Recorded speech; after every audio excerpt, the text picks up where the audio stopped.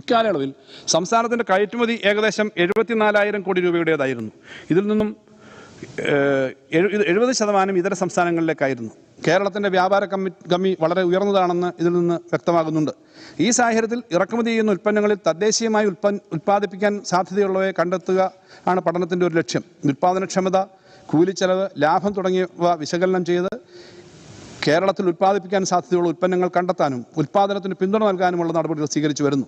പദ്ധതിയുടെ രൂപീകരണത്തിൽ ബന്ധപ്പെട്ട സംരംഭക ഗ്രൂപ്പുകളെയും ശാസ്ത്ര സാങ്കേതിക ഗവേഷണ സ്ഥാപനങ്ങളുടെയും പങ്കാളിത്തം ഉറപ്പാക്കുന്നുണ്ട്. ഇതുമായി ബന്ധപ്പെട്ട് വ്യവസായ വകുപ്പും ഇതര വകുപ്പുകളും ചേർന്ന് വിപുലമായ പ്രായോഗിക പദ്ധതി രൂപീകരിക്കും. കേരളത്തിലെ കാർഷിക മൂല്യവർദ്ധിത ഉൽപ്പന്നങ്ങൾ ഉണ്ടാക്കുന്ന കാർഷിക സ്റ്റാർട്ടപ്പുകൾക്കും മേക്ക് ഇൻ കേരളയിലൂടെ പിന്തുണ നൽകും. സംരംഭങ്ങൾക്ക് മൂലധനം കണ്ടെത്താൻ പലിശകൾ ഉൾപ്പെടെയുള്ള സഹായം നൽകും. മേക്ക് ഇൻ കേരള പദ്ധതിയുമായി മുന്നോട്ട് പോകാൻ വലിയ ആത്മവിശ്വാസം നൽകുന്ന ഒട്ടേറെ ഘടകങ്ങൾ സംസ്ഥാനത്തിനുണ്ട്. ഇതിൽ ഏറ്റവും പ്രധാനപ്പെട്ടത് ഉൽപ്പന്ന നിർമ്മാണ രംഗത്തുണ്ടായിക്കൊണ്ടിരിക്കുന്ന പുതിയ ഉണർവാണ്. കേരളത്തിലെ വ്യവസായ അന്തരീക്ഷത്തെക്കുറിച്ച് സംശയമുള്ളവർ ആഗോള പ്രശസ്തമായ ബ്ലഡ് ബാങ്ക് നിർമ്മാണ കമ്പനിയായ ടെർമോ പെൻപോളിൻ്റെ സ്ഥാപകനും മുൻ IAS ഉദ്യോഗസ്ഥനുമായ ശ്രീ C. ബാലഗോപാൽ അടുത്തിടെ പ്രസിദ്ധീകരിച്ച ബിലോ ദ റഡാർ എന്ന പുസ്തകം വായിക്കണം. കേരളം വ്യവസായ നിക്ഷേപത്തിന് യോജിച്ച സംസ്ഥാനമല്ല എന്ന വാദം തെറ്റാണെന്ന് തെളിയിക്കുകയാണ് പുസ്തകത്തിലൂടെ അദ്ദേഹം. കഴിഞ്ഞ 20 വർഷത്തിനിടയ്ക്ക് കേരളത്തിൽ ആരംഭിക്കുകയും വലിയ വിജയം കൈവരിക്കുകയും ചെയ്ത 50 കമ്പനികളുടെ അനുഭവം അദ്ദേഹം വിവരിക്കുന്നുണ്ട്.